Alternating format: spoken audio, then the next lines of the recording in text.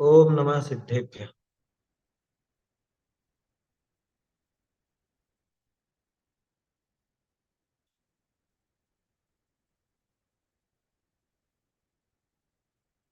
नमः श्रीवर्धमानाय निर्धूत कलिलात्मने सालोकानां त्रिलोकानां यद्विद्यादर्पणायते। रत्नकरंड श्रावकाचार ग्रंथ में परिग्रह परिमाण अणुव्रत पर अपनी चर्चा चल रही थी। इसी का दूसरा नाम इच्छा परिमाण भी कहा गया। परिग्रह परिमाण में परिग्रह का परिमाण करना, लेकिन पहले तो परिग्रह कैसे जुटाना उसके संबंध में भी वचनिका में सदाशिव जी ने बहुत विस्तार से और बहुत कायदे से उन्होंने ये वर्णन किया है कि गृहस्थ को अपना जीवन यापन करने के लिए परिग्रह की आवश्यकता होती है। वो परिग्रह उसके जीवन में दिखता भी है, होता भी है, होना चाहिए, ये तो नहीं कह रहे हैं अपन, लेकिन सहज रूप से उसके जीवन में ये परिग्रह होता है। और परिग्रह का साधन है आजीविका। तो आजीविका कैसे करना, इसके संबंध में विशेष निर्देश यहाँ पे सदाशिव जी ने दिए थे वचनिका में कि आजीविका न्याय नीति पूर्वक ही करना। न्याय नीति जिसमें छूटती हो ऐसा काम नहीं करना। अन्याय अनीति पूर्वक काम करके और रुपया कमावे, वो कार्य करना उचित नहीं है। इस संबंध में यहाँ पे चर्चा चल रही थी।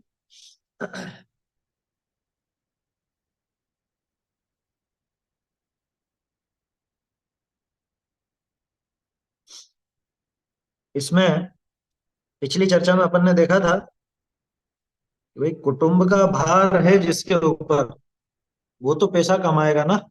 तो कुटुंब का भार है, पैसा कमाएगा तो बहुत सारी चीजें ऐसी होंगी जो शायद नहीं करने लायक हो, तो फिर क्या करे। उसका उसकी चर्चा अपने आई थी। वो कुटुंब के लोगों से भी कहा कि भाई अभी अपनी जो परिस्थिति है इसमें पूर्व कृत पुण्य और पाप का ही योगदान है। पिछले भव में अपन ने दान आदि नहीं दिया, पिछले भव में धर्म साधन नहीं किया, इसलिए ये प्रतिकूलता यहाँ पे दिखती है। और अभी भी दूसरों के वैभव को देख करके अगर दुखी होगे या व्यर्थ में ही अधिक परिग्रह की आशा रखोगे तो बिना काम का पाप बांधोगे, कर्म बांधोगे। और दूसरे की संपदा तो खुद को मिलने वाली है नहीं उससे। वो जो पाप बंधेगा उससे दूसरे की संपदा तो मिलने वाली नहीं है, बल्कि अपनी ही प्रतिकूलता आगे और बढ़ती जाएगी।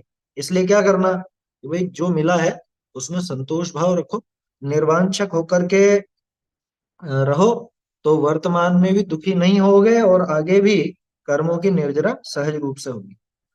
अब ये तो एक योग बन गया कि हम सब आपस में साथ में पैदा हुए हैं, मुझे आप लोगों के बीच में पैदा किया गया, ये वो कहे उसके अपने घर वालों से। ऐसा पैराग्राफ देखा था ना अपन ने कि ये मैं आप सबके बीच में पैदा हो गया हूँ, कर्म ने मुझे आपके साथ में उत्पन्न किया है। अब देव और पुरुषार्थ दोनों के अनुकूल द्रव्य उपार्जन करने का मैं उद्यम कर रहा हूँ, इसमें अन्याय और अनिति तो नहीं करूंगा। अब जो मिल जाए उसमें जितना आपका हिस्सा हो आप रख लो, थोड़ा बहुत जो मेरा हिस्सा हो मुझे दे दो, जिससे मेरा भी जीवन यापन ढंग से हो सके। मिल बांट करके भोजन आदि करो, विशेष तृष्णा नहीं बढ़ाना, विशेष इसमें लोभ नहीं करना, ऐसा वो कहता है। कौन कहता है? जो न्याय नीतिवान होगा वो अपने घर वालों को इस तरह से संबोधेगा। समस्या तो यह है कि पहले खुद को तो संबोध ले, क्योंकि बड़ी विडंबना यह है कि जीव की खुद की वांछाएं सीमित नहीं होती।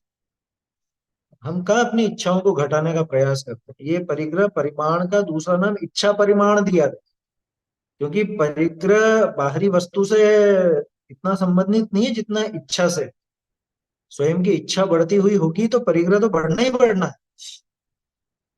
वो बढ़ा हुआ ही परिग्रह है, बाहर में दिखता हो चाहे नहीं दिखता हो, लेकिन इच्छा बढ़ी है सो परिग्रह ही बढ़ा है, मूर्छा ही बढ़ी। तो मूर्छा को ही परिग्रह सिद्ध किया था आचार्य देव ने। यहाँ तक की चर्चा अपनी हो गई थी। एक बार श्लोक अपन दोहरा लेते हैं, उसके बाद फिर आगे चर्चा बढ़ाते हैं। निहितं वा पतितं वा सुविस्मृतं वा परस्वम विसृष्टं न हरति यन्न च दत्ते तदकृषि चौर्यादुपारमणम्। चौर प्रयोग चौरार्थादान विलोप सदृश सन्मिश्रा हीनाधिक विनिमानम पंचास्ते व्यतीपाता न तु परदारान् गच्छति न परान् गमयति च पाप भीतेर्यत् सा परदार निवृत्ति स्वदार संतोषनामापि अन्य विवाह करणानंग क्रीडा विटत्व विपुल तृषः इत्वरिकागमनं च स्मरस्य पंचव्यतिचारा धन धान्यादिग्रन्थं परिमाय ततोऽधिकेषु निःस्पृहता परिमित परिग्रह स्यादिच्छा परिमाणनामापि। चलिए, तो अपनी जो चर्चा हुई थी, अब उसके आगे की चर्चा पढ़ते हैं अपन। मेरे ख्याल से ढूंढारी से पढ़ना शेष है इसका, है ना? इसको देखते हैं ढूंढारी से।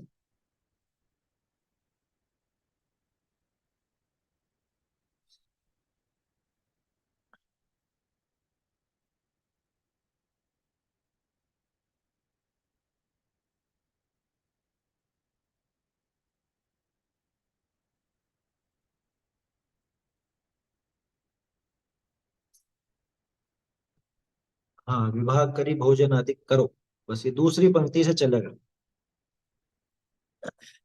परंतु अब हम भगवान का उपदेश दुर्लभ धर्म ग्रहण किया है, सो अब तुम्हारे वास्ते अनीति कपट घोर पाप करी धन नहीं ग्रहण करेंगे।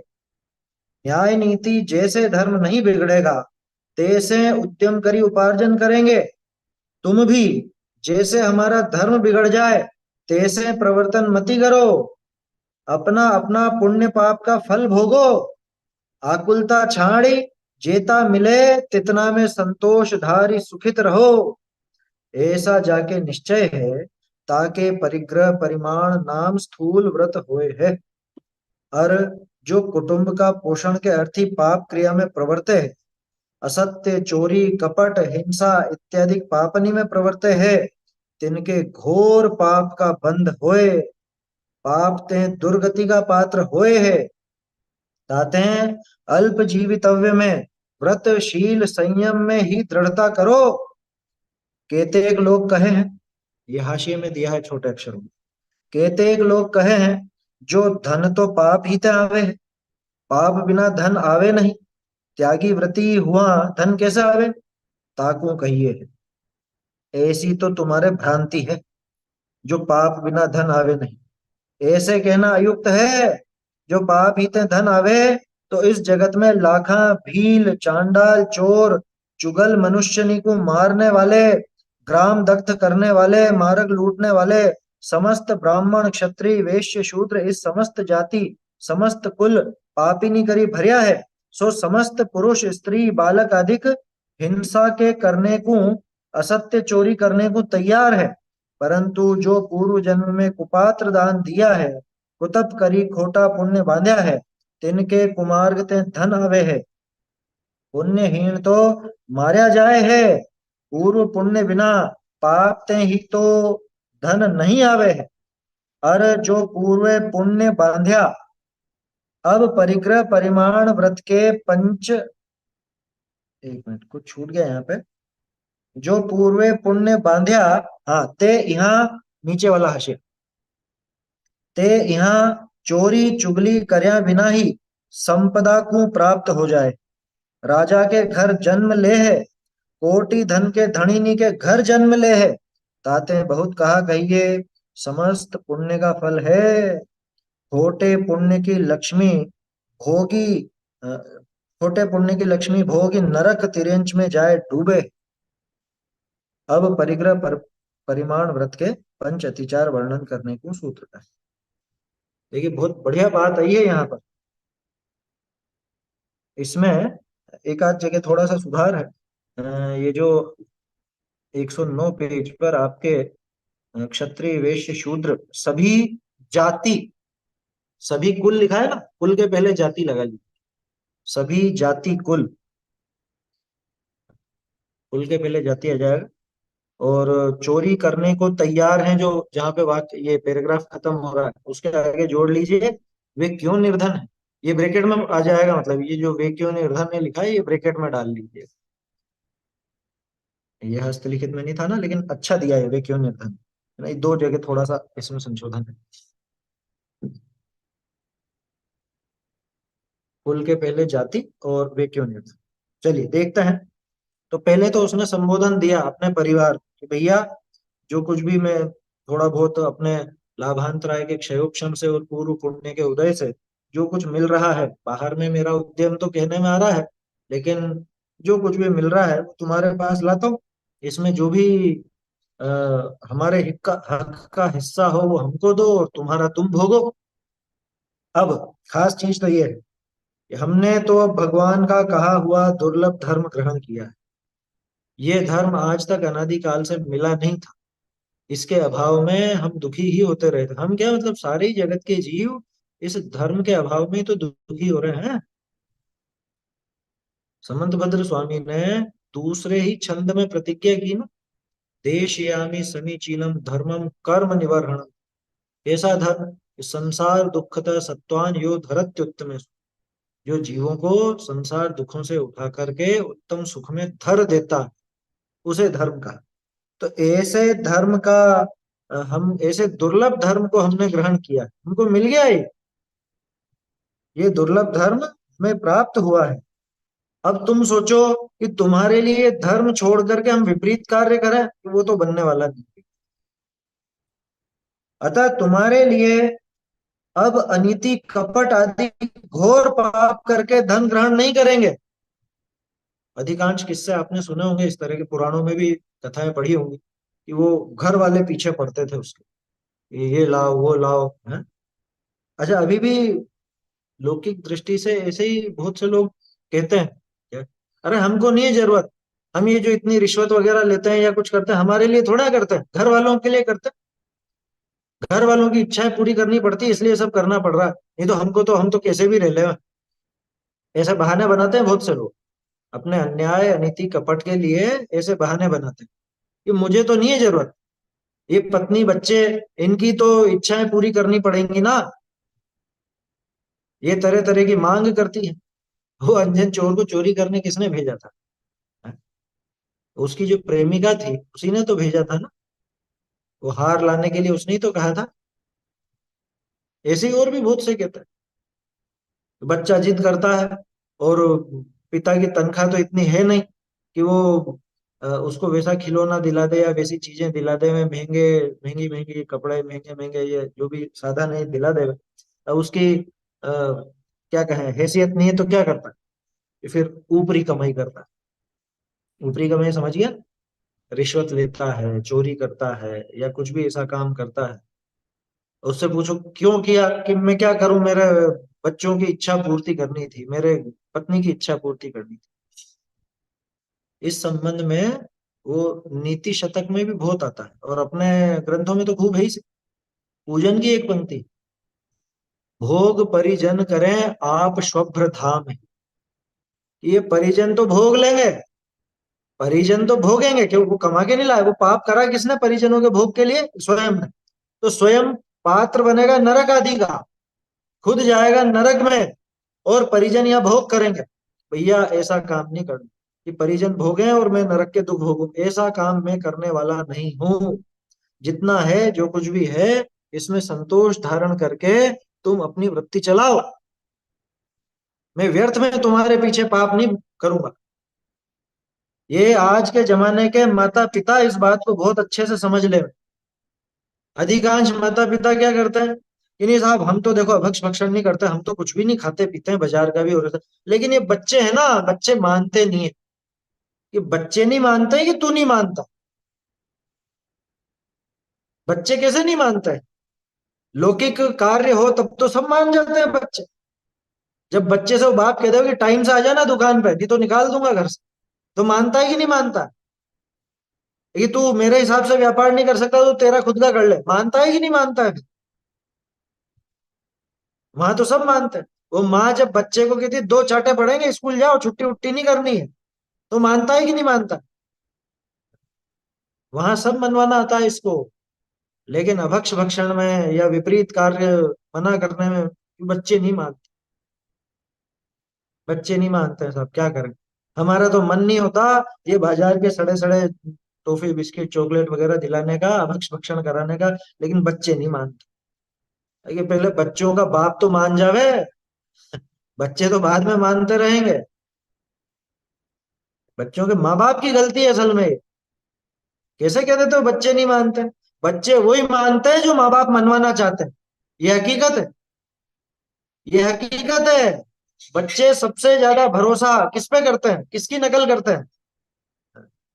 उनके लिए माँ बाप ही आदर्श होता है। माँ बाप का कहना मतलब यूं समझो कि इनने कहा है तो कुछ ना कुछ बात है। बचपन से मैं बचपन का मनोविज्ञान बता रहा हूँ आपको। छोटे बच्चों के दिमाग में वही बात सबसे ज्यादा जल्दी उतरती है कि जो उनके माँ बाप ने बोली। समझ में आ रही है बात? और बचपन से तो बच्चों को संभाले नहीं और फिर बाद में कहे कि बच्चे नहीं मानते।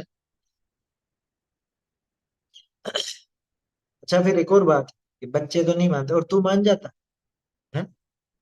बच्चे तेरी नहीं मानते हैं तो तू क्यों मान जाता है बच्चों की? तू क्यों विपरीत कार्य करने को तैयार हो जाता है?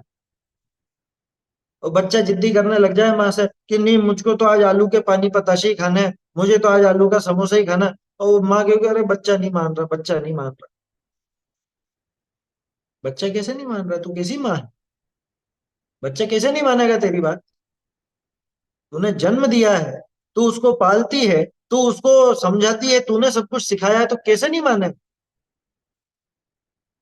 ये तो मनमानी की बात है अपने खुद की।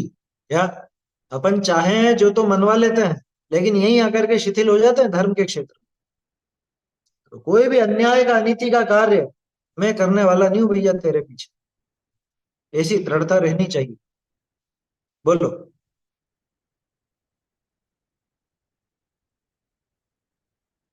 बच्चों को खिलाना पिलाना भी तो माँ बाप ही सिखाते हैं। हाँ, माँ उनको बाप ही पहले से थोड़ी बिगाड़ते हैं। पता रहता है कि बाजार का क्या है क्या नहीं है। टेस्ट भी माँ बाप ही डालते हैं, फिर कहते हैं, नहीं मान रहा नहीं सुन रहा। हाँ, ये सबसे बड़ी गलती तो पहले स्वयं ने ही की ना। उससे परिचय किसने कराया? वो बच्चा जो नहीं मान रहा है, परिचय किसने कराया उस वस्तु से उसका? हमने देखा है अधिकांश माँ बाप ऐसे ही बिगाड़ते हैं बच्चों को। क्या है? वो ला ला करके देते हैं। वो क्या सोचते हैं कि हम बच्चों को बहुत लाड़ प्यार से रख रहे हैं। ये लाड़ प्यार नहीं है, तुम्हारा उसको बिगाड़ने का साधन है। उसको नरकगामी बनाने का साधन है। उसका जीवन बर्बाद करने का साधन है। पहले हम उसकी लत लगा देते हैं। वो बच्चा नहीं जानता है कि ये क्या होता है क्या नहीं होता है। मोबाइल कौन पकड़ाता है बच्चों को, बताओ? आज के जमाने में मोबाइल कौन पकड़ाता है? वो तो माँ बाप ही पकड़ाते हैं ना। और उसके बाद कहता है अरे छोड़ता ही नहीं मोबाइल, ये बिना देखे खाता ही नहीं है, ये बिना गेम खेले खाता पीता ही नहीं, इसलिए हमको देना पड़ता। दिखाया किसने? आदत किसने बिगाड़ी? और शुरू शुरू में हो सकता है थोड़ी सी तकलीफ हो, थोड़ी सी कह रहा हूं मैं, ज्यादा नहीं। शुरू में जब वो बच्चा, क्योंकि स्कूल भेजते हो आप, दूसरे लोगों के यहाँ पे आता जाता है, तो वो देखता है कि दूसरे बच्चे तो सब खा रहे पी रहे और मेरे माँ बाप कुछ नहीं दिला रहे मुझको। मेरे माँ बाप मुझे बाहर का कुछ भी नहीं क्यों नहीं देते? तो शुरू में थोड़ी सी तकलीफ हो सकती है उसको समझाने में, क्योंकि बाल मन है, चंचल है। लेकिन आप अगर दृढ़ता पे रहोगे तो यकीन मानिए, ये ट्राइड एंड टेस्टेड काम है ये जो मैं आपको बता रहा हूँ, है ना। आप अगर दृढ़ रहे तो बच्चा थोड़े ही दिनों में अपने आप दृढ़ हो जाए। थोड़े ही दिनों में अपने आप हो जाएगा। वो दूसरों को समझा देगा, ऐसा हो जाएगा वो। समझ में आई बात? आपको गर्व होगा फिर उस पर, अपने आप ही। क्या कि देखो हमारा बेटा है, इतने सबके बीच में जाकर सब रात्रि भोजन कर रहे थे और हमारे बच्चे ने रात्रि भोजन नहीं किया, बल्कि दूसरों को और कह करके आया कि अरे तुम जैन नहीं हो क्या, तुम क्यों रात्रि भोजन करते? आपको गर्व होगा उस पर। शुरू शुरू में थोड़ा सा आपको दृढ़ रहना पड़ेगा, थोड़ा सा मन को मारना पड़ेगा। वो बच्चा जिद कर सकता है, रो सकता है, थोड़ी तूफान मचा सकता है घर पे, लेकिन थोड़ा आपको दृढ़ रहना पड़ेगा। तो जरूरी है। आया समझ में? किसी के मन की इच्छाएं मारने की बात नहीं है। अपन उसके उसका भला चाहते हो या नहीं, सीधी सी बात यह है। हम उसका भला चाहते हैं या बुरा चाहते हैं? आगे उसको पाप के मार्ग में धकेलना चाहते हैं या उसको तो सही लाइन पर लगाना चाहते हैं? अगर सही लाइन पर लगाना है तो थोड़ा सा तो अपने को उसमें स्ट्रिक्ट होना पड़ेगा, दृढ़ होना पड़ेगा। और ये स्ट्रिक्ट पना, ये कोई दिखावे की, या समझ लो उसको दबाने के लिए नहीं है कि हम उस पर अपना राज चलाना चाहते। अरे भाई, हम उसको सीधे मार्ग पर लगाना चाहते, पाप मार्ग से छुड़ाना चाहते। इतनी सी बात है। आया समझ में? बोलो। मेरा भतीजा है, आज तक हम्म। उसने कोई भी, ना तो बाजार की कोई टॉफी खाई, ना बिस्किट खाया, और ना बाजार की कोई भी चीजें, कचौरी वगैरह, पोहे वगैरह, कुछ नहीं खाता है। हाँ, नहीं खाता है वो। तो ये अपने को वास्तव में दृढ़ता से समझना पड़ेगा इस बात को। ये जो बात है यहाँ पर, कि हमने तो अब भगवान का कहा हुआ दुर्लभ धर्म ग्रहण किया, कि भैया हमको तो ये बहुत मुश्किल से मिल गया है। भजन में गाते तो हो आप, बड़े भाग्य से हमको मिला जिन धर्म, की गोरा गाने के लिए गाते हैं, बड़े भाग्य से हमको मिला जिन धर्म। और फिर आगे लाइन भी लिख दिए, हमारी कहानी है तुम्हारी कहानी है बड़ी बेशरम है। वो बेशर्मी तो आज तक चली आई, अब तो छोड़ो। कि हमने तो भगवान का कहा हुआ दुर्लभ धर्म ग्रहण किया है, अतः तुम्हारे लिए अब अनीति कपट आदि घोर पाप करके धन ग्रहण नहीं करेंगे। कि बेटा, अगर तुझे ये नहीं रुचता है तो नहीं रुचे, लेकिन ये काम तो देख अपने घर में नहीं होगा। ये खोटा काम है, ये धर्म विरुद्ध कार्य, ये तो अपन नहीं करें। पत्नी से भी कहते हुए कि हे देवी, तेरे को यहाँ रुचता हो, जैसा रुचता, मैं तो यही कर सकता हूँ, इससे ज्यादा मैं, तू सोचे कि मैं फालतू में तेरे पीछे इतना पाप करूंगा, मैं नहीं करने वाला। या वो स्त्री हो तो वो अपने पति से कहते हैं कि अ, आपको जैसा उचित लगे सो समझ लो, लेकिन मैं तो ये करने वाली नहीं हूँ। मैं तो रात में भोजन बना के देने वाली नहीं हूँ, आपको अच्छा लगे चाहे बुरा लगे। क्या? अरे ऐसी ऐसी दृढ़ महिलाएं देखी हैं, पहले भी मैंने कई बार उदाहरण दिया, हमारे तो परिचय में है समझ में। हम तो दीदी जैसा बोलते हैं, कोटा में रहती हैं, उनने पूरे परिवार को पलट दिया। सासू ने कहा कि नहीं बनेगी तो यही सब्जी बनेगी, आलू की प्याज की, और यही बनेगी, रात में ही बनेगी नहीं, ये तो तू नहीं खाएगी फिर खाना, तो खाना ही है तो यही सब्जी खा। तो नमक मिर्ची से रोटी खा ली, नमक मिर्ची से। आया समझ में? नहीं मिलेगी कोई सब्जी, कोई बात नहीं, नमक मिर्ची से रोटी खा के काम चला लेंगे अपन तो। आज उसका ये फल है कि पूरा परिवार धर्म मार्ग में लग गया। अब उस परिवार में कोई भी रात में खाने वाला नहीं, कोई अभक्ष भक्षण करने वाला, आलू प्याज इत्यादि खाने वाला नहीं। ये तो खुद की दृढ़ता चाहिए। धोखे से भी किसी के घर में ऐसी चली गई हो, धोखे से, जैसे श्रेणिक ले आया था ना धोखे से चेलना को, या जैन पना दिखा करके ले आया। तो ये बताओ फिर चेलना ने क्या किया, वो भी बौद्ध बन गई? वो नहीं बनी। वो पूरी दृढ़ रही कि तुम्हारी तो मैं पलट नहीं सकती बुद्धि, तुम्हारी तो जब पलटेगी तब पलटेगी, लेकिन मैं मेरा धर्म छोड़ने वाली नहीं हूं तुम्हारे पीछे। कि तुम भ्रष्ट होते हो तो हो, मैं क्या करूं, मैं तो चाहती हूँ कि तुम भी धर्म मार्ग पर लो। यही जवाब था ना चेलना का।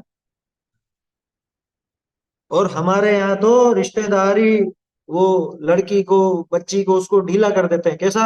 अरे नहीं, ऐसी दृढ़ता शुरू से नहीं रखनी, फिर पता नहीं जाने कैसा परिवार मिला। अरे जाने कैसा मिला, बदल के रख दूंगी। जाने कैसा क्या मिले, मिल जाएगा जैसा मिल जाएगा, पलट दूंगी उनको भी। नहीं पलटेंगे तो मैं तो मेरी दृढ़ता पर कायम रहूं। और क्यों मिल जाएगा, जब खुद दृढ़ रहेंगे तो खोटा परिवार कैसे मिलेगा? फिर भी कर्मोदय से, मान लो कर्म के योग से ऐसा परिवार मिल जाए, बाई चांस मिल भी जाए, तो वो इतना दृढ़ रहे कि स्वयं पूरे परिवार को पलटने की धुरी बन जाए। ऐसा नहीं कि वो पूरे परिवार को बिगाड़ने की धुरी बन जाए। क्योंकि अधिकांश जगह ऐसा देखने को आता, क्या, कि पहले तो घर में कुछ भी आलू प्याज नहीं बनता था, घर में पहले तो कभी रात में भोजन बना नहीं, और ये नई बहू रानी आई तब से सारे परिवार का ढर्रा ही बदल गया। अधिकांश ऐसा देखने में आता। होना क्या चाहिए, कि वो जो बहू आई उसने पूरे परिवार को धर्म मार्ग पर लगा, वो परिवार धन्य है। आया समझ में?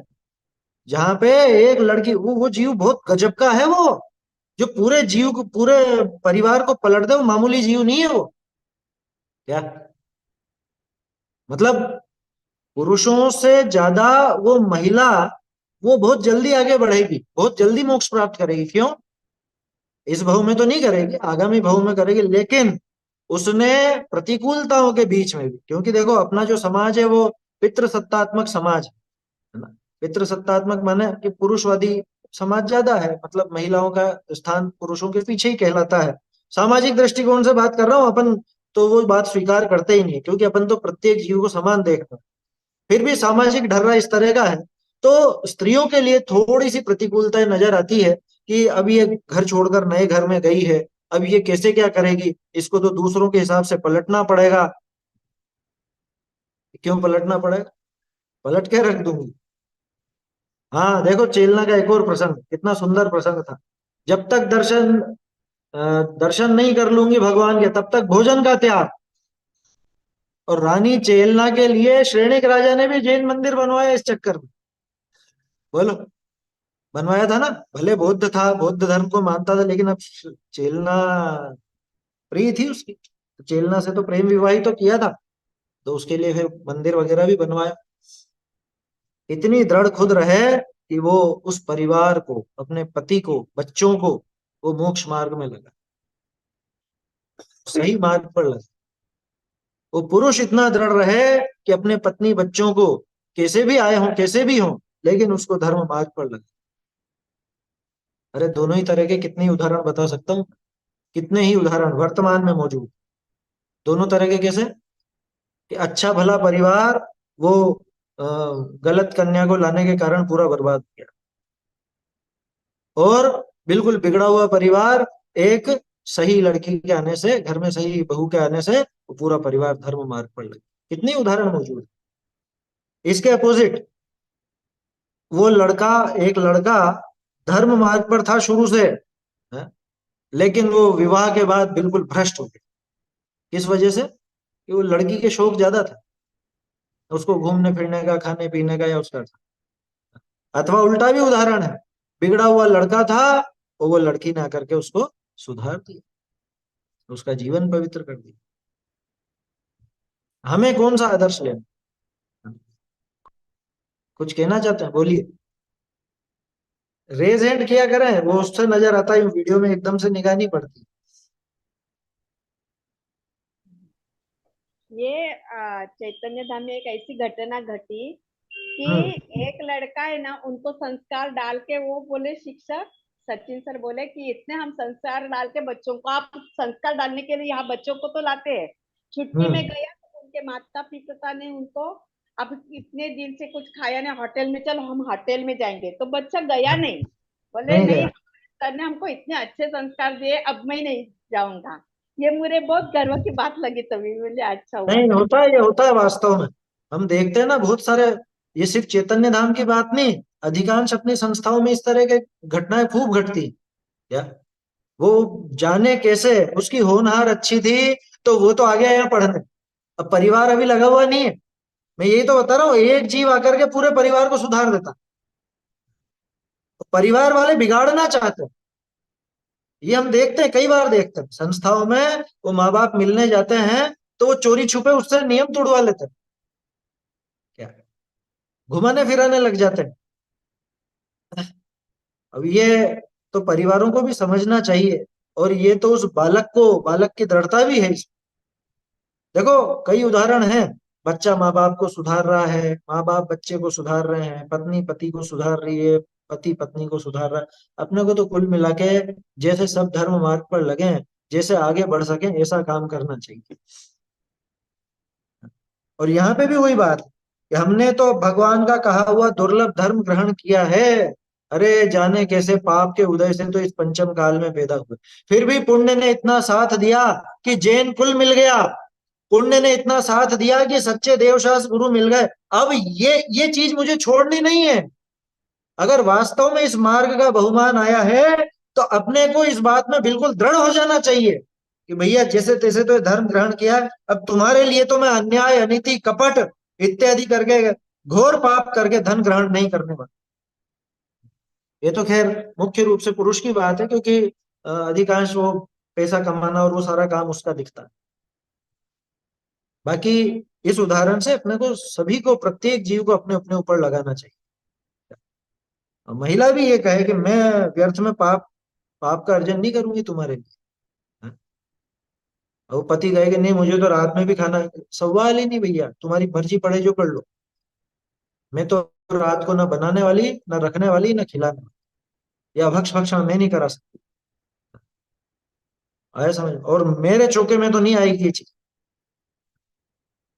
मेरे चौके में अगर तुम लाए तो उन बर्तनों में खाना भी नहीं बनेगा, ये सोच लेना। इतनी दृढ़ता अगर महिला रखे तो क्या मजा लेगी किसी के घर में गड़बड़ हो जाए।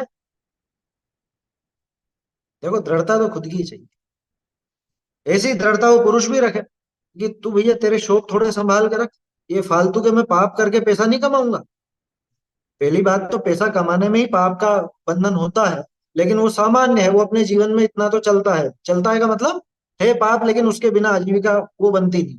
लेकिन तू तेरे फालतू के खर्चे करते जाएगी, और मैं इसके लिए व्यर्थ में कहाँ से लेके आऊंगा, इतना धन कहाँ से लाऊंगा। मैं व्यर्थ में पाप बंद करने वाला नहीं। आजीविका इतनी है, इसमें आप काम चलाना सीखो। इसके अंदर आप अपना जीवन यापन करना, अपना जो भी शौक है इसके अंदर पूरे करने की आदत डालो। शौक क्या होता है?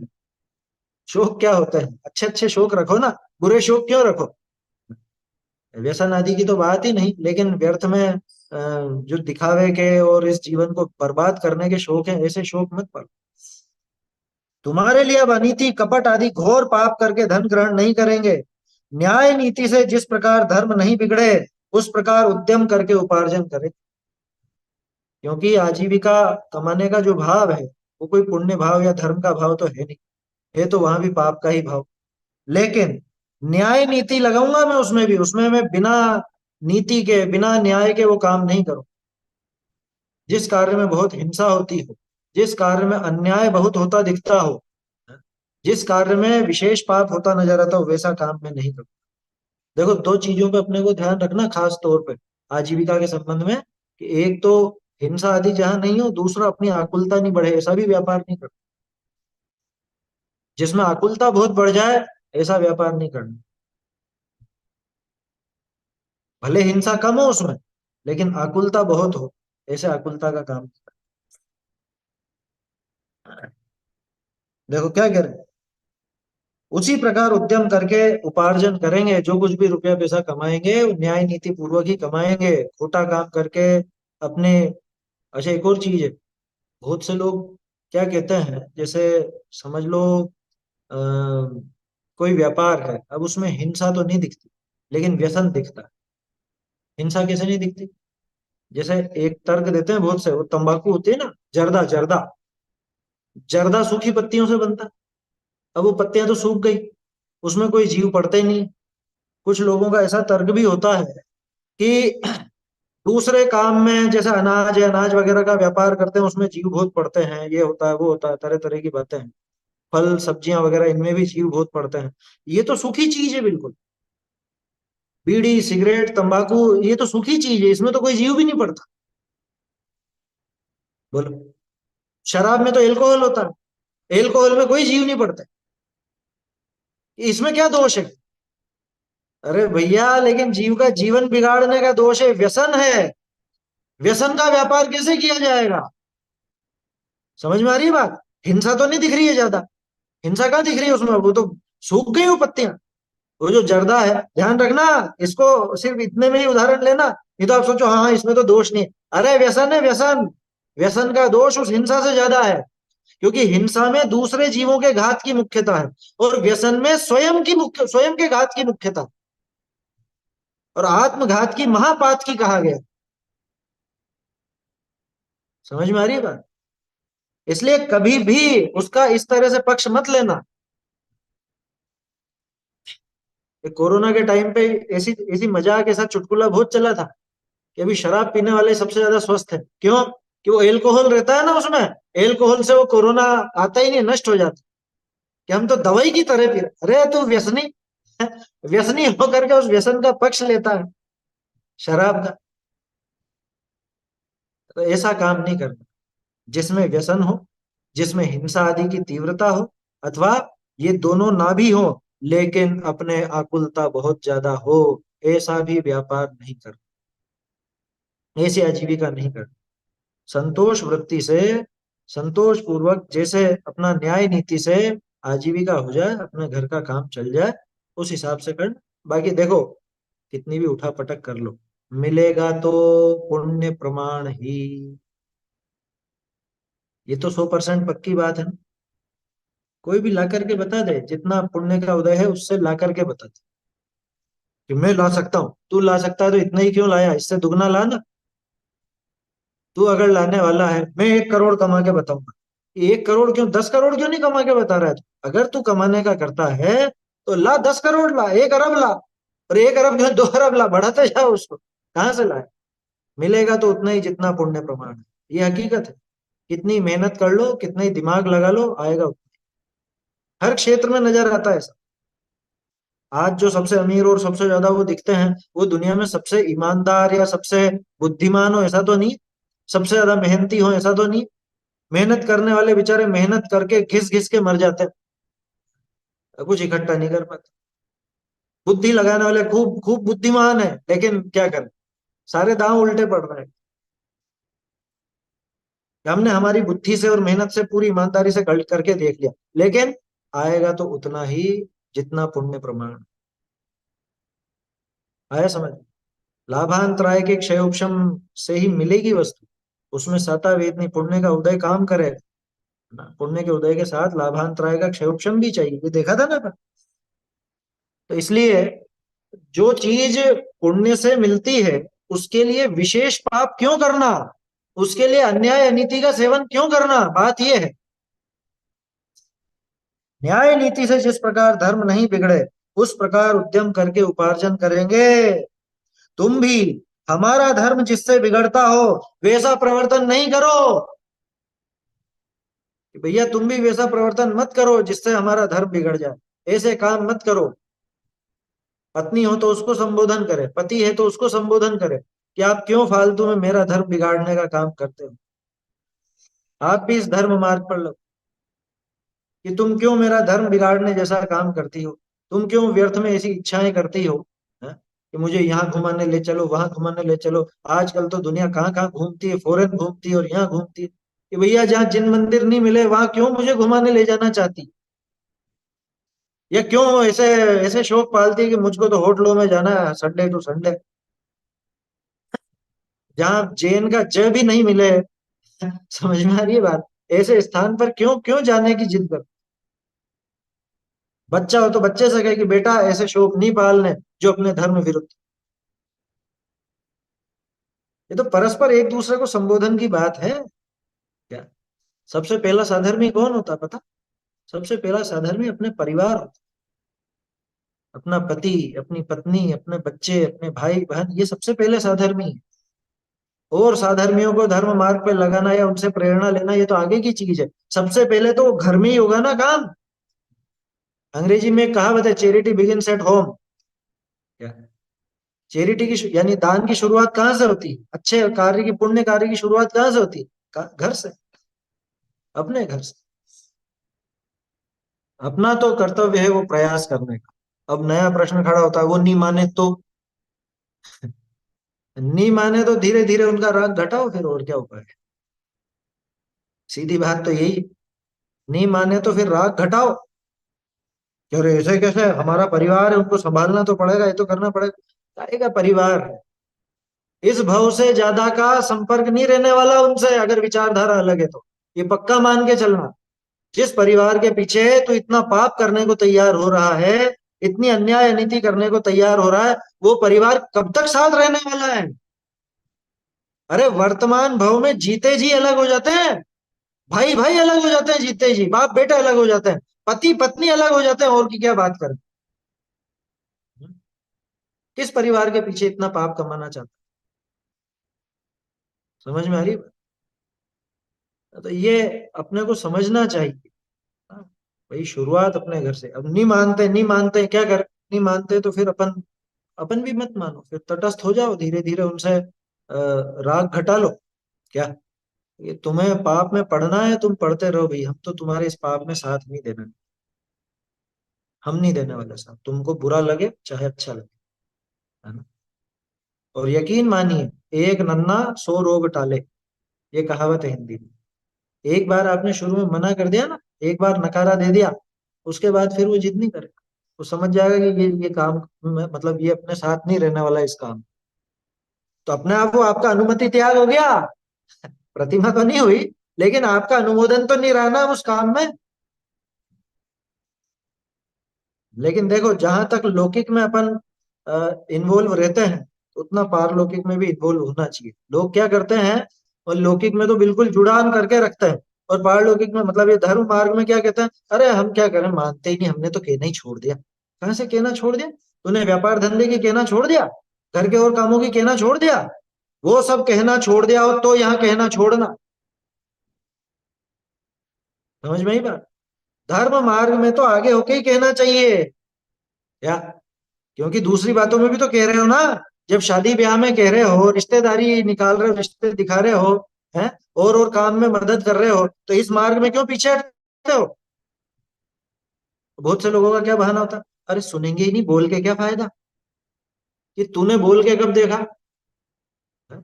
तू अगर दूसरे कामों में जब तक बोलता है, तब तक तुझको धर्म क्षेत्र में भी बोलना चाहिए। तू अगर दूसरे कामों की प्रेरणा देता है, तो स्वाध्याय की, धर्म मार्ग की प्रेरणा भी तुझको देना चाहिए। अगर तू इसमें शिथिल होता है और दूसरे काम में साथ देता है, इसका मतलब तेरे मन में ही पाप भरा हो। तू उनका बुरा चाहता है, तू उनका भला नहीं चाहता। क्योंकि भला चाहने वाला मालूम कैसा होता है? वो सामने वाला भले बुरा मानने लग जाए इसको, लेकिन ये भला करना नहीं छोड़ता। भला चाहने वाला तो डांट डपट करके भी उसको सही मार्ग पर लगाए। वो माँ जो अपने बच्चे को डांट रही है, या कदाचित पिटाई भी कर रही है, वो उसका भला चाहती है, बुरा चाहती है? विचार कर ले। देखो, न्याय नीति से जिस प्रकार धर्म नहीं बिगड़े, उस प्रकार उद्यम करके उपार्जन करेंगे। तुम भी हमारा धर्म जिससे बिगड़ता हो वैसा प्रवर्तन नहीं करो, कि भैया ऐसा काम मत करो जिससे मुझको तुमसे अलग होना पड़े। क्यों? कि तुम ये हमारा धर्म बिगाड़ने का उपाय कर रहे हो। ये हम नहीं करें। अपने अपने पुण्य पाप का फल भोगो। भाई मैं क्या कर सकता हूँ इससे ज्यादा? हैं? जितना मेरी सामर्थ्य में था, और जितना मेरा क्या बोले उसको, ईमान गवाही देता हो, उतना तो मैंने जुटाने का प्रयास कर लिया। मिला सो पुण्य प्रमाण मिला है, इतने में संतोष करो। अपने पुण्य पाप का फल भोगो। ये तुम्हारी ऐसी, क्या करें, तुम्हारे पाप का उदय था जो मेरे साथ बंधे हुए हो। यही कहा जाएगा उससे। मैं तो मेरे पाप का उदय नहीं समझता इसमें, लेकिन तुम्हारे पाप का उदय है जो तुमको मैं ये अनुकूलताएं नहीं मिल रही है, तुम्हारा मन चाह नहीं हो रहा है। आकुलता छोड़कर जितना मिले उतने में संतोष रखकर सुख पूर्वक रहो। ये आकुलता घटाओ, इच्छा घटाओ। इसका नाम क्या था? परिग्रह परिमाण का दूसरा नाम क्या बताया था? इच्छा परिमाण नामापि लिखा था ना। इसका दूसरा नाम इच्छा परिमाण। इच्छा घटाओ भैया। आकुलता छोड़कर जितना मिले उतने में संतोष पूर्वक, संतोष रखकर सुख पूर्वक रहो। इसमें संतोष धारण करो। अति लोभी होना अच्छी बात नहीं। अति लोभ तो अभी आएगा।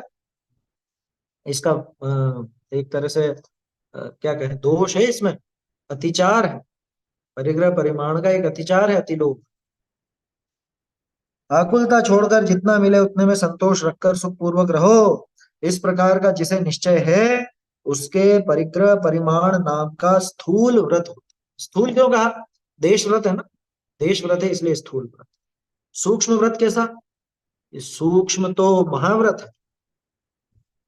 महाव्रत है कि जिसमें सूक्ष्म परिग्रह भी ग्रहण नहीं किया जाता। स्थूल परिग्रह की तो बात ही दूर। जो कुटुंब के पोषण के लिए पाप क्रिया में प्रवर्तता है, हिंसा, असत्य, चोरी, कपट इत्यादि पापों में प्रवर्तता है, उसे घोर पाप का बंध होता है। किसके लिए? कि अरे मेरी क्या गलती, मैं तो कुटुंब का पोषण कर रहा था। ये तू कुटुंब का पोषण कर रहा था, तो एक काम कर कि ये जो पाप तुझे बना है, इसे भोगने के लिए कुटुंब वालों से निवेदन कर कि थोड़ा थोड़ा वो भी भोग ले। मैं घर में 10 जने हो क्या, और कमाई करने वाला है अकेला, ठीक है ना, पाप इसने बांधा 100%, नरक का पाप बांधा। अब 10 जनों से कहे कि अपन देखो, मैंने मेरे लिए तो कमाया नहीं है, मैंने ये सारा का सारा काम तो तुम्हारे लिए किया ना। ये जितना भी मैंने अन्याय अनीति कपट करके, छल करके, हिंसा करके, झूठ बोल के, चोरी करके, जो कुछ भी करके, ये पाप करके मैंने जो धन कमाया है, ये सब तुम लोगों के लिए ही कमाया। अपन सब मिल बांट करके भोगते हैं इसको। तो इसमें जो पाप बंधा है, उस पाप में भी 10-10% की हिस्सेदारी तो करो। हम्म, कौन तैयार होने वाला कि मुझे एक कोड़ा कोड़ी सागर का, नरक का बंध हुआ है, तो एक काम करो कि 10 लाख, 10 लाख करोड़ सागर का तो तुम ले लो, 10 लाख करोड़ का तुम ले लो, ऐसे करके 10-10 लाख करोड़ सबको बांट दिया जाए। हम क्यों जाए नरक में? ये आएगा जवाब कि पाप तुमने कमाए, तुम करो। कह रहे मैंने तुम्हारे लिए किया, लेकिन तो मालूम क्या कहेंगे? हमने कहा था क्या? यही कहेंगे वो, हमने कहा था क्या। आजकल छोटे छोटे बच्चे बोल देते हैं ऐसा। माँ बाप कहते हैं ना कि तुम्हारे लिए तो हमने ऐसे पापड़ बेले हैं, तुम्हारे लिए तो इतनी मेहनत की, हमने कहा था क्या? क्या बोलते हैं वो बच्चे? हमने थोड़ी ना बोला था तुमसे करने को, तुमने करा तो तुम्हारी मर्जी से करा, हम क्या जानते हैं? भैया ये हकीकत है, ये वास्तविकता है। सबका दिमाग इसी तरह से चलता है। इसलिए दूसरे के लिए, दूसरा मतलब वो परिवारजन दूसरा ही है, स्वयं को छोड़ के अन्य जीव सब दूसरे। दूसरे के लिए, कुटुंब के पोषण के लिए ऐसे घोर पाप का बंध नहीं करना। क्यों? कि उस घोर पाप से दुर्गति का पात्र होता है, फिर नरक निगोदों में जाकर के और फिर वहां परेशान होता है। इसलिए इस अल्प जीवन में व्रत शील संयम में ही दृढ़ता रखनी चाहिए। व्रतशील संयम आदि में दृढ़ता रखनी चाहिए। अच्छा देखो, मैं तो इसको इस दृष्टि से भी देखता हूँ। अपनी उम्र देख लो एक बार, अपनी कितनी उम्र है वो देख लो, और एक बार एक एवरेज जो आयु है, मान लो जैसे 70-80 साल, मान लो 80 साल तो बहुत है, 80 साल पर्याप्त है। अब लगा लो हिसाब अपने जीवन का। हाँ? अगर 40 का हो गया तो आधा तो निकल गया। अब आधे में भी धर्म कितना सीख पाया? या आधा भी सीखा क्या? आधा भी आगे बढ़ा क्या ये? जीवन में कितना आगे बढ़ा? अपनी इच्छाओं को आधा करा या नहीं करा? 60 का हो गया तो 3/4 निकल गया मानना। हालांकि बहुत से 60 में ही चल देते हैं, फिर भी अपन तो 80 मान के चल रहे हैं, तुम्हारी मर्जी से 80 मान लो। हाँ? 75% जीवन निकल चुका है, अब 25% बचा है। तो 25% में इच्छाएं कितनी होनी चाहिए? कि इच्छाएं भी तो घटाओ, इच्छाएं भी तो 25% तक ले आओ। लेकिन वो 25 छोड़ो, यहाँ तो 125 हो गई। जो पहले 100 थी वो अब 125 हो गई। ऐसा उल्टा काम हो गया। घटाना भैया, घटाना। क्योंकि देखो, ये तो हकीकत है कि तुम छोड़ो चाहे मत छोड़ो, ये सब यहीं छूट के रह जाने वाला है। और कितनी तैयारी करोगे इस भाव के लिए? और कितना चाहिए बताओ? इस भाव के लिए और कितना चाहिए? कि नहीं नहीं, हमारे तो इतना नहीं है, पर्याप्त नहीं है। कि चलो कर लो, पर्याप्त भी कर लो, कितना चाहिए? लेकिन कितना, कोई लिमिट है? करोड़ वाला सोचता है 10 करोड़ हो जाए, 10 करोड़ वाला सोचता है 1 अरब हो जाए। लिमिट है क्या? कोई लिमिट है क्या? और आगे साथ में ले जाने की व्यवस्था कितनी है? हम्म? इसमें से कितना आगे साथ चला जाए? हाँ, इसको कमाने में या ये व्यवस्था जुटाने में जो पाप बांधा होगा वो जरूर साथ जाए, वो साथ में जाने वाला है। अच्छा, और इस भाव की तो तैयारी की तुझे इतनी लगी है, अगले भाव की तैयारी का क्या? अगले भाव की क्या तैयारी है? देखो, इसमें ऐसे चलना चाहिए बिल्कुल कि जैसा भी अपन ने वो उम्र को देखा ना, जैसे जैसे उम्र बीतती जाए उतनी उतनी अगले भाव की तैयारी भी होती जानी चाहिए।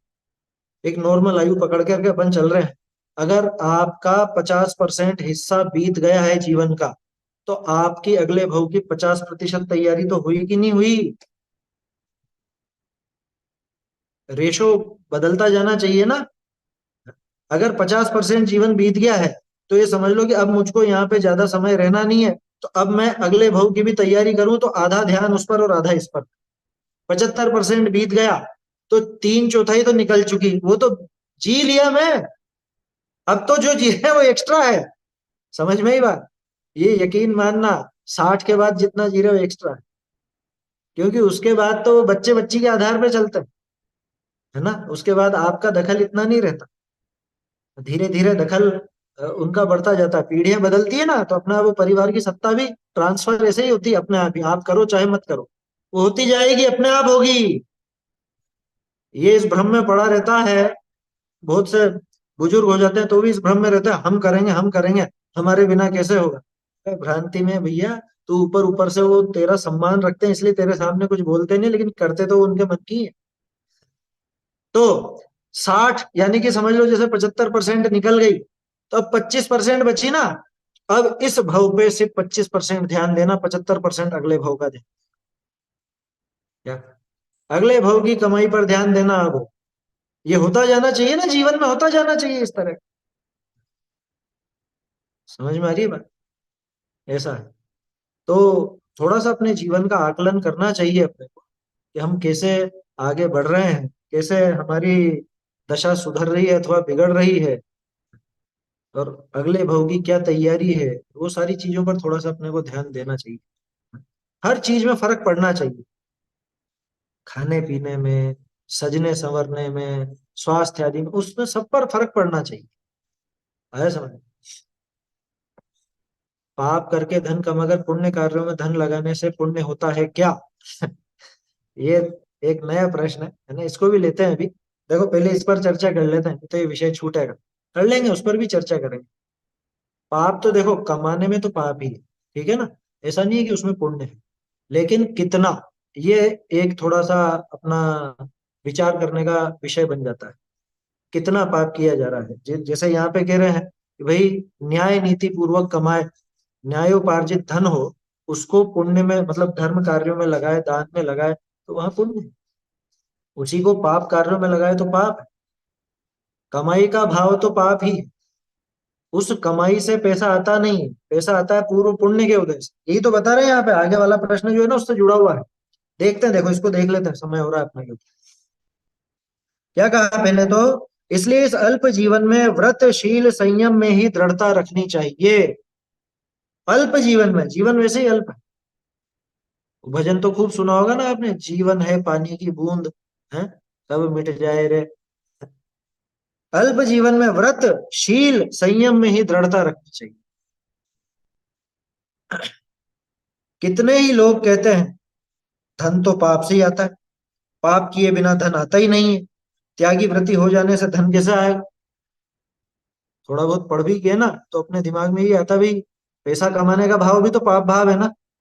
चाहे कितने अहिंसक तरीके से कमाओ, लेकिन कमाने का भाव तो पाप भाव ही है। ध्यान रखना, वो पाप भाव है। यहाँ प्रश्न क्या है, धन तो पाप से आता है, यानी वो पाप की क्रिया वही करनी पड़ेगी। व्यापार धंधा इत्यादि वो करना ही पड़ेगा ना, उससे ही तो आएगा पैसा। मैं दुकान नहीं खोलूंगा तो पैसा कैसे आएगा, मैं नौकरी नहीं करूंगा तो पैसे कैसे आएगा। तो पाप किए बिना तो धन आता नहीं है, फिर त्यागी व्रती हो जाएंगे तो धन कैसे आएगा। ये प्रश्न बहुत जोरदार है। इसमें एक बात और छिपी हुई है इस प्रश्न को लेकर के, भाई त्यागी व्रती हो गए तो यानी व्यापार ही नहीं होगा फिर। और ये भावना ऐसी भर गई लोगों के मन में कि सफेद दुपट्टा और ये धोती पहन करके समाज के माथे चढ़ करके बैठ गए। समझ में ही बात क्या कहना चाह रहा हूँ। मैंने खुद को ब्रह्मचारी घोषित कर दिया ना, अब आप पालो मुझको, मुझे अब कुछ भी नहीं करना। ये कहाँ लिखा रहा है कि वो व्रतधारी हो गया तो व्यापार नहीं करता। व्यापार मालूम कहाँ छूटता है, 8वीं प्रतिमा में छूटता है। 7वीं प्रतिमाधारी ब्रह्मचर्य प्रतिमा, ब्रह्मचर्य अनुव्रत नहीं कह रहा मैं, ब्रह्मचर्य प्रतिमा हो वहां तक भी व्यापार कर सकता है। आरंभ का त्याग 8वीं प्रतिमा में है, उसके पहले तक वो खुद व्यापार करे, खुद कमाए खाए, अपने हिसाब से जैसा जीवन यापन करना हो वैसा करे। यह है शास्त्रों में स्पष्ट रूप से। और यहाँ तो लोगों के दिमाग में ऐसा चढ़ गया है कि थोड़ा कुछ ऐसा व्रत ही हो गया या कुछ ऐसा व्रतधारी हो गया, ऐसा वेशी हो गया, तो अब तो बस समाज पालेगा इसको। तो महापाप करते हैं ऐसा काम जो करते हैं, ध्यान रखना। क्या कह रहे हैं, थोड़ा सा ही देख लेते हैं फिर प्रश्न लेंगे, है ना, समय क्योंकि ज्यादा हो रहा है। धन तो पाप से ही आता है, पाप किए बिना धन आता ही नहीं। त्यागी व्रती हो जाने से धन कैसा आए, तो एक तो इसमें दिमाग में ये भरी हुई है कि त्यागी व्रती हो गया तो फिर तो व्यापार कर नहीं सकता। दूसरी बात ये भरी हुई है कि पाप किए बिना धन आएगा कैसे, धन तो पाप से ही आता है। तो दोनों का समाधान यहाँ पर, या फिर इस समाधान को कल ही देखते हैं, पहले आपका प्रश्न देख लेते हैं, बोलिए। भाई साहब, प्रश्न नहीं है, मैं ये बताना चाह रही थी कि हमारे दादी जी 7 प्रतिमाधारी थे। हाँ और इतना मतलब इतना सारा सब कुछ छोड़ करके, सब बेटों को, सब बहुओं को, और एक छोटी सी कोठड़ी थी, वहां रहते थे। लेकिन उन्होंने एक नियम ले रखा था कि मैं समाज का 1 रुपए का भी धन नहीं खाऊं। उसी बढ़िया कोठड़ी बात। में करते थे, और वो उनका ही जो उन्होंने रख रखा था कि मेरे बस इतने पर्यंत तक, एक समय जो भोजन लेते थे शुद्ध आहार सिगड़ी का बना, वो करते थे। अच्छी बात है, वो वैसा ही होना चाहिए। समाज के माथे क्यों पड़े? ये तो आज विडंबना दिखती है ना, लोग बाग जरा सा कुछ भी ऐसा वेश धारण कर लेते हैं, या समझ लो अरे और कुछ नहीं, ब्रह्मचारी नहीं, मैं तो पंडित ही बन गया, मैं तो अब आपके ही भरोसे हैं, आप ही पालो अब मुझको। ये बहुत खोटी वृत्ति है, बहुत खोटी वृत्ति है। चरणान योग इसकी परमिशन नहीं देता। परमिशन तो खैर कहीं की भी नहीं अपने यहाँ पे तो, लेकिन ये बिल्कुल अनुचित बात है कि थोड़ा कुछ ऐसा वेश धारण करके और समाज के ऊपर आ जाए। भाई तू आरंभ त्याग कर चुका हो, तब तो घर वाले तेरी व्यवस्था देखेंगे, समाज की बात तो अभी भी नहीं आएगी। समाज की बात तो जब उद्दिष्ट त्याग हो जाता है वहां होती है, समझ में? वो भी थोपी हुई बात नहीं होती। समाज अपने हिसाब से, स्वयं के हिसाब से काम करता है, और उसके अंदर से जो उद्दिष्ट त्यागी हैं के लिए आहार आदि की व्यवस्था हो जाती है अपने आप ही, स्वयं के लिए बनाए हुए। क्या कह रहे हैं ये समझ।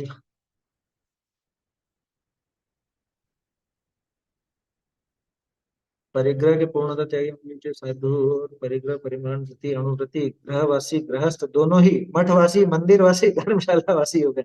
एक को वन में रहना चाहिए, दूसरे को घर में। सही है, बिल्कुल उल्टा हो गया। वनवासी घर में रहने लग गए, गृहवासी वन में रहने लग गए, धर्मशाला वासी हो गए। आहार देने वाले अणुव्रती गृहस्थ भी आज आहार लेने लगे, सही बात है। ये दादा ने लिखी थी, सही है, बिल्कुल सही आकलन था वो, दादा की लिखी हुई बात है, डॉक्टर साहब। बोलिए। आज का पंडित जी आपका बहुत अच्छा था। मुझे ऐसा लग रहा है जैसे आपको सुबह भाव आया हो कि मेरी क्लास के सब लोग सो रहे हैं, इनको मैं हिला डुला के थोड़ा जगा दूं। नहीं और नहीं, मुझे तो ऐसा बहुत कोई वो अच्छा नहीं। था। मतलब थोड़ा सा ना पीछे से पुछता कोई करता है ना, तो थोड़ा जागृत हो जाते हैं हम लोग।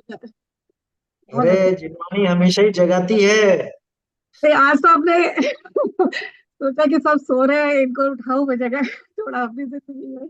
कुछ नहीं, आज आपकी ऐसी योग्यता है जो आपको बहुत अच्छा लगा, या आपको वो होनहार जगी है आपकी, उसमें मेरा कुछ भी नहीं है, वो तो जिनवाणी ही जगाती है, देखो ना, वो तो प्रतिदिन ही है। अब अपने को कब क्लिक कर जाए ये अपनी योग्यता के ऊपर है। प्रति समय ही जिनवाणी तो जगाती ही है समझ में? सा विद्या या विमुक्त, ये जो विमुक्ति के लिए वही विद्या है, और वो विद्या तो एकमात्र जिनवाणी है। जिनवाणी तो हमेशा मुक्तिदायिनी है। चलिए अभी समय हो रहा है, ये जो प्रश्न है इसको अपन कल लेंगे, क्योंकि लोगों के दिमाग में एक जो भ्रांति चलती है कि पाप के बिना तो धन आ ही नहीं सकता साहब, फिर बिना पाप किए कैसे होगा एक। दूसरा कि त्यागी व्रती हो गए तो कमाएगा कैसे, तो वो वाली भ्रांति तो लगभग लगभग उस पर तो बात अपन ने कर ली, कि लोगों के दिमाग में जो बैठ गया कि हम तो त्यागी व्रती हैं, हम थोड़ी ना धंधा व्यापार करें। भैया भूल में मत रहो, तुम्हारा आरंभ त्याग नहीं हुआ अभी तक। जब तक आरंभ त्याग नहीं हो तब तक खुद कमाओ, खुद खाओ, खुद का जीवन यापन स्वयं। आरंभ त्याग हो जाए तब फिर घर वाले बैठे हैं तुम्हारे, वो करेंगे तुम्हारी व्यवस्था। समाज की कोई जिम्मेदारी नहीं है समझ। हाँ कोई साधर्मी व्यक्ति वो सब ऐसे बहुत मंद कषाई और इस तरह के जीवों का ध्यान रखता है, वो अलग बात है, वो उसकी मंद कषा है। लेकिन ये समाज के ऊपर कोई जिम्मेदारी नहीं है, कोई दबाव नहीं है कि वो ऐसे व्यक्तियों का पालन पोषण करे जो स्वयं अभी आरंभी हैं, आरंभ त्यागी नहीं हुए हैं। ये समाज के ऊपर या किसी भी व्यक्ति के ऊपर कोई दबाव नहीं आया समझ। चलिए कल करेंगे इस पर चर्चा अपन, और फिर कल अपन 5 अतिचार भी देखेंगे परिग्रह परिमाण के। धन धान्यादि ग्रंथम परिमाय ततोधिकेषु निःस्पृहता, परिमित परिग्रह स्यादिच्छा परिमाण नामपि। चैतन्य का स्मरण प्रतिक्षण ही करो रे, भव के अनंत दुख को क्षण में हरो रे। अक्षय अनंत निज सौख्य निधान पाओ। गाओ अरे नित इसी के गीत गाओ। महिमा जिन मत की, महिमा जिन मत की कोई वर न सके बुद्धिवान। महिमा जिन मत की कोई वर न सके बुद्धिवान। काल अनंत भ्रमत जिय जाबिन पावत नहीं निज थान। काल अनंत भ्रमत जिय जाबिन पावत नहीं निज थान। परमानंद धाम भय ते ही जिनकी नो सरधान। महिमा जिन मत की वरन सके बुद्धिमान। भव मरुथल में ग्रीष्म ऋतु रवि तपत जीव अति प्राण। भव मरुथल में ग्रीष्म ऋतु रवि तपत जीव अति प्राण। ताको यह अति शीतल सुंदर धारा सदन समान। महिमा जिन मत की कोई वरन सके बुद्धिवान। प्रथम कुमत मन में हम भूले कीनी नाहि पिछान। प्रथम कुमत मन में हम भूले कीनी नाहि पिछान। भाग चंद अब या को सेवत परम पदार्थ जान। महिमा जिन मत की को वरन सके बुद्धिमान। महिमा जिन मत की कोई वरन सके बुद्धिमान। शिवानी माता की जय हो। शिवानी माता की जय हो। शिवानी माता की